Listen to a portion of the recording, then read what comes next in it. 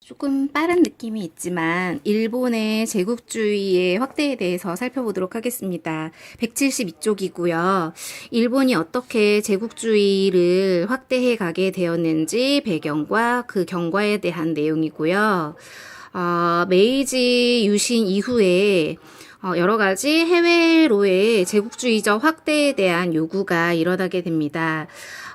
일단 다른 제국주의 국가들이 그렇듯이 산업화가 급격하게 진행되면서 남아도는 국내의 어떤 물건들을 해외에 수출하고자 하는 그런 욕구가 생겨났고요. 그러려면 해외 시장이 필요하기 때문에 일단 일본에서도 해외 시장을 확보하고자 했고, 그리고 근대화의 과정에서 생겨난 그런 하급 무사들의 불만을 해외로 돌리기 위해서 뭔가 전쟁이 필요했다라고 하는 것이고요.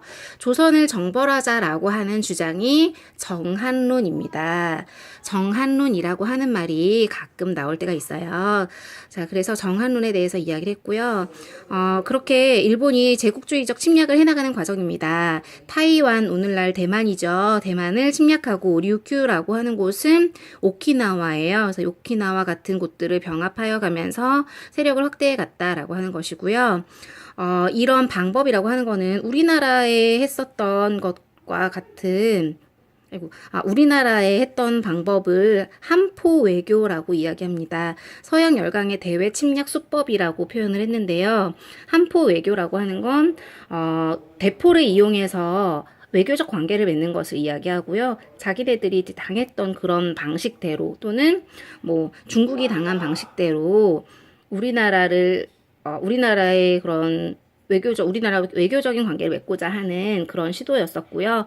여러분들 알다시피 강화도 조약의 배경이 되었던 운요호 사건을 일으켜서 조선을 개항을 하게 된다라고 하는 것이고요. 이후로도 군사력을 키우면서 제국주의의 길에 들어서게 되었다라고 하는 것이고요. 청일전쟁의 배경을 이야기하고 있는 부분입니다. 이제 일본이 세력을 확대해 가려면 일본의 세력 확대에 대한 그런 이야기가 있어야 되잖아요. 첫 번째로 우리나라의 문을 열었고, 운요 사건으로 문을 열었고, 그리고 청일전쟁으로 청나라를 꺾었고, 그리고 나중에는 러일 전쟁으로 러시아를 꺾었을 뿐만 아니라 한국에 대한 어떤 절대적 지배권을 획득하게 된다라고 하는 그런 이야기예요. 이제 먼저 청일전쟁에 대해서 살펴보도록 하겠습니다. 청일전쟁이 일어난 배경에는 대한제국 아니고요. 일단은 조선이구나. 조선이 사이에 들어가 있죠. 동학농민운동과 관련해서 그 전에 있었던 갑신정변 때 맺어졌던 텐진조약과도 관련이 있고요.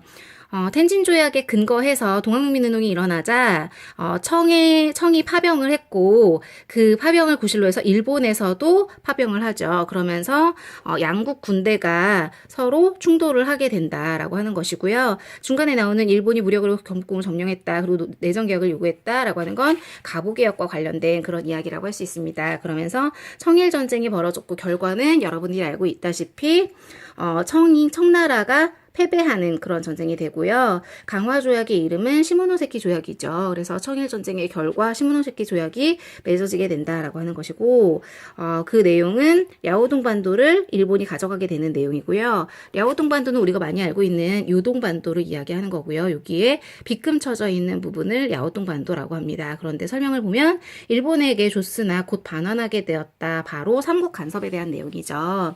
뒤에서 살펴보도록 하겠습니다. 되게 어려운 내용이 많이 나오는데요. 앞에 한국사에서 나왔었던 내용이에요. 그래서 어쨌거나 이런 야오동반도를 넘겨주는 등 청나라가 손해를 보게 되었는데 청나라가 그냥 손해를 본 게 문제가 아니고요. 맨 아랫줄에 동아시아 질서가 재편되었다라고 표현했습니다.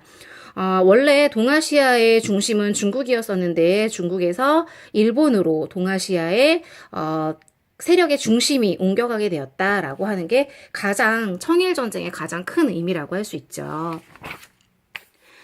자, 여기에 삼국 간섭에 대한 이야기가 나오는데요. 일본의 그런 영향력 확대에 대해서 위기감을 느낀 러시아가 서양의 프랑스, 독일을 끌어들여서 일본을 압박합니다. 세 나라를 한꺼번에 상대할 수 없어서 일본은 랴오뚱반도를 다시 뱉어내게 되죠. 이때 삼국 간섭으로 일본도 굉장히 위협을 느꼈고요. 조선에 대한 영향력 확대를 위해서 을미사변을 일으키기도 하죠. 한국사와 연결되는 부분이고요. 그리고 러시아에서 잠시 이제 청나라에서 일어난 의화단 운동에 대해서 잠시 소개하고 가겠습니다. 이렇게 서양 열강의 영향력이 확대되자 청나라 내부에서도 이런 서양을 배척하자라고 하는 운동이 일어나고요. 의화단 운동이라고 하는 그런 운동이 일어나게 됩니다.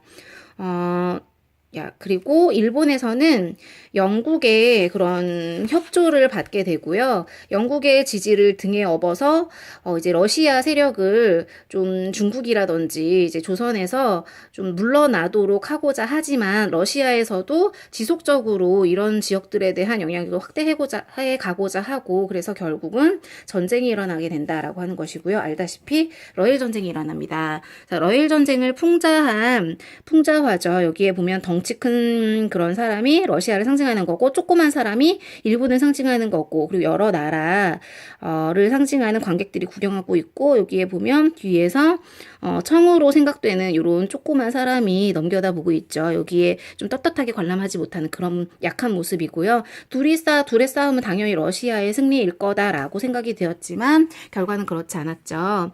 영국, 미국의 지원을 힘입어 일본이 승리하게 된다라고 하는 거고요. 이제 당연하게도 대한제국에 대한 독점적 권리를 확보하였고 랴오뚱반도에 대한 이권을 넘겨받게 되었다. 무슨 뭐 철도 부설권, 개발권 이런 것들을 이야기하는 거죠. 그랬고 밑에서 세 번째 줄 러일 전쟁 직후에 일본이 조선에 대한 독점적 권리를 상징하는 을사늑약을 맺게 된다라고 하는 내용입니다. 자, 여기까지 일본의 제국주의적 확대에 대해서 이야기했습니다.